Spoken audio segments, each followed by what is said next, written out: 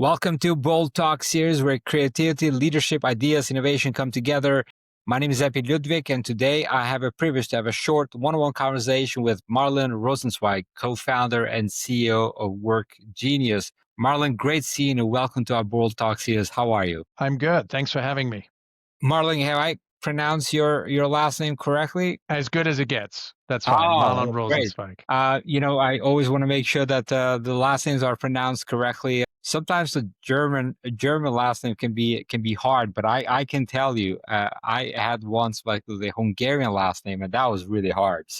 Marlon, so let's talk about Work Genius. You built something really amazing. I was looking forward to this conversation, but first, let's go back in terms of what do you remember the exact moment when the idea of Work Genius first was originated and crystallized, not on paper, but truly in a gut that made you say, you know what, this is it. I don't know whether I can pinpoint an exact moment. Sort of memory gets a little bit blurry when you're sort of building companies, a lot of stress, very little sleep. But we used to have a company that connected college students for SOW work with predominantly marketing agencies. And one of the things we realized, which sort of retrospectively is very obvious, college students do graduate at some point. So you're losing half of your marketplace every 3 to 4 years. So my co-founder and I,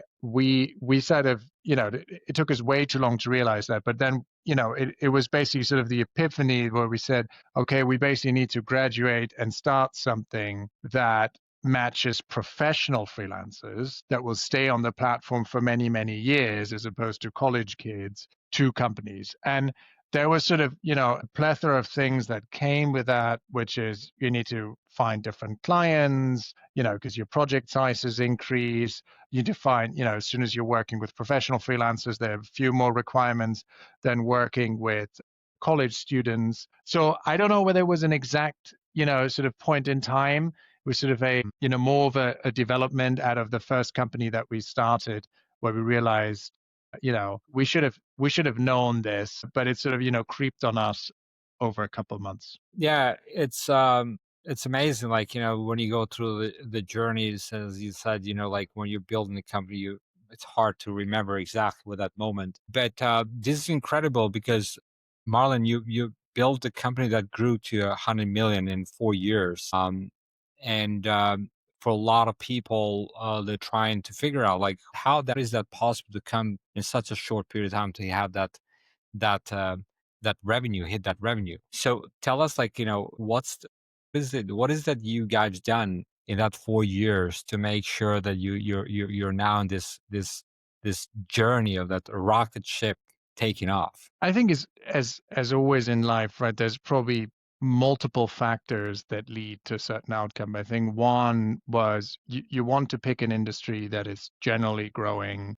We're talking about freelancing and contingent labor, which, when we sort of started the company, had a CAGR of 7.5% or so.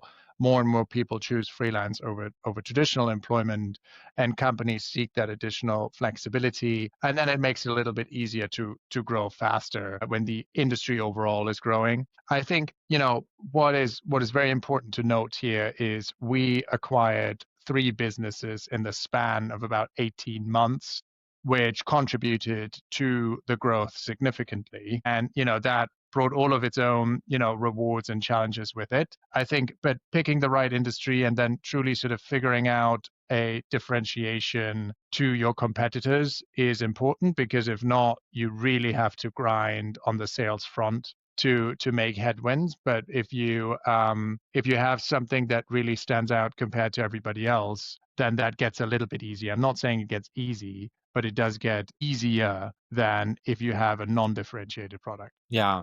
Thanks for sharing that. Now, Marlon, understand, and when I talk a lot of entrepreneurs, and some they had exits, and some they, acquired companies. How difficult it is to find a good um, company that you want to acquire that fits well with your team and a culture and a vision and where you want to go. And also, maybe I'll ask the next question after that. But yeah.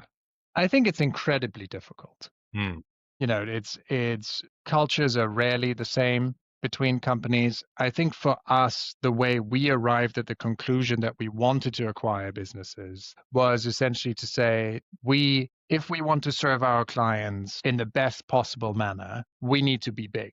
Scale matters because when we get the request, we need those 5 freelancers. We want to have a large database, find the right freelancers, and match them to the client. If you don't have the freelancers, you have to go out and find them elsewhere. You're going to be slower.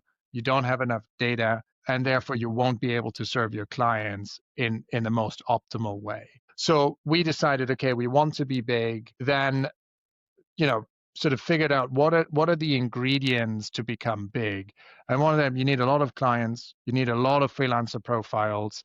And then, thirdly, and I think that's sort of the not so obvious one, is you want a lot of data that you can feed into your matching algorithms so that you can provide the best possible talent to your clients. And so we said, okay, what type of companies hold those 3 assets? And we came up with traditional staffing agencies that were basically doing the work that our technology was doing, but they were doing it manually. So we bought these businesses for those 3 particular assets, right? They gave us scale, they gave us an ability to train our algorithms, and in combination, they gave us the ability to serve our clients better. And that was sort of, I think that the conclusion we came to that was a very good way for us to scale the business and increase service levels for everybody. Now, finding the right company is a daunting task in itself. I mm, think, everybody who's done M&A will probably tell you, a certain percentage of acquisitions will go well, a certain percentage of acquisitions won't go well. You will always get something wrong, you will get something right. I think you just need to be very, very aware why you're buying the businesses and, what for, and then due diligence that you will get that out of them. I think that is very important. Given that we sort of wanted to gain 3 different assets from every acquisition, we almost hedged our bets a little bit, right? If one didn't sort of work out as we thought it would, say the clients were not as sticky as we thought, we would still get the freelancer profiles, we would still get the transaction history, or freelancer profiles not as active as we thought, still get the transaction history, still get the clients. So I think we were you know, a sort of, very well positioned acquirer of those companies. And I think just develop a decision framework and then be truly honest to yourself what you want to get out of those acquisitions. Don't think you just buy something and then it will magically solve all of your problems. But I think being very, very clear about the expectations that you have is super important. yeah. Clarity. I mean, it starts with you.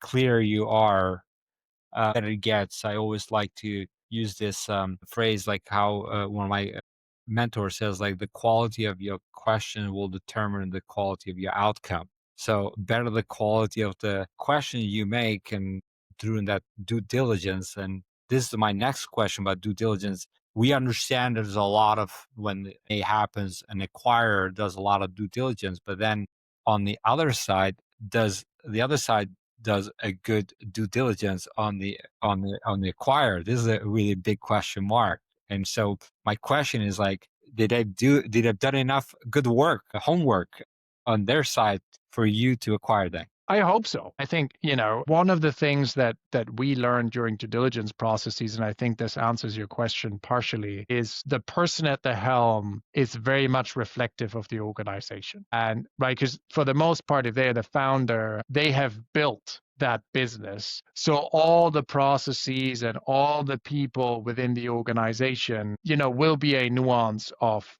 the leader. And I think that applies vice versa to us as well. So I think spending a lot of time with management, really getting to know them, whether you want them to continue on as leadership or not, right? Almost doesn't matter because you want to get to know them and because that's a reflection of the company that you're about to acquire. Yeah. Yeah.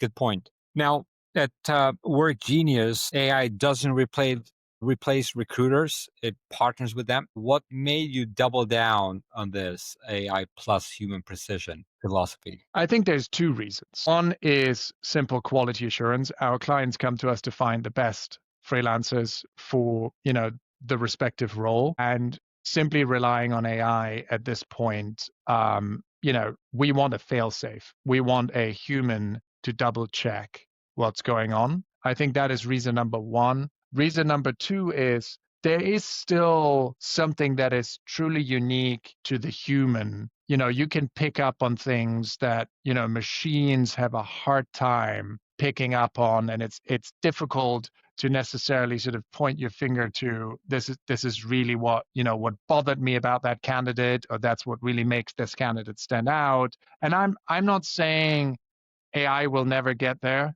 but I feel at this point there's something that our clients and our candidates appreciate when talking to a human recruiter. And I think those two things together, making sure the quality is always spot on, as well as catering to this need for this human nuance, led us to the strategic decision of combining the AI with a human recruiter. Yeah, amazing. Now you're building this infrastructure for global freelance economy, but how do you prevent that from becoming a faceless machine? I mean, you've seen that, obviously in many others platforms. What's your personal method for keeping empathy and nuance alive at scale? I think keeping the human recruiter in the space is a huge contributor to this. We've seen our revenues per recruiter go up by 28%.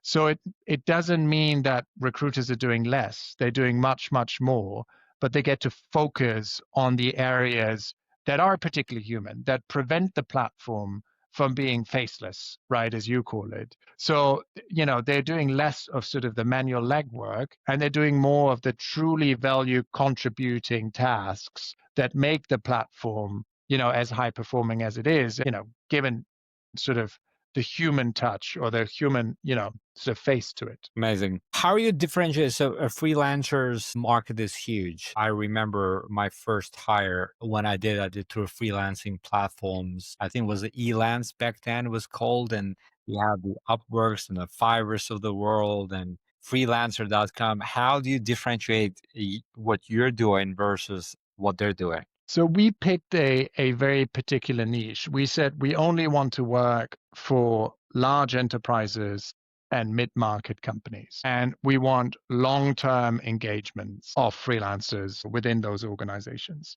When you look at the other platforms that you mentioned, the average client spend is in the thousands. For us, our average client spends hundreds of thousands, if not millions, with us a year. So we are very, very familiar with the requirements that large enterprises have, be it certain integrations, be it certain compliance regulations, et cetera, et cetera. And that's always been our key focus. And then we've been obsessing about quality of service level. We always said we want to deliver candidates faster and with more accuracy than everybody else. We've never taken, what we internally sort of describe as a yellow pages approach. If you're looking for a dentist in Manhattan, it's just like, there's hundreds, but they basically leave it up to you to find the right dentist. And, that's never been our approach. We've always sort of taken the concierge approach where we say, dear client, we want to give you the best match in the shortest period of time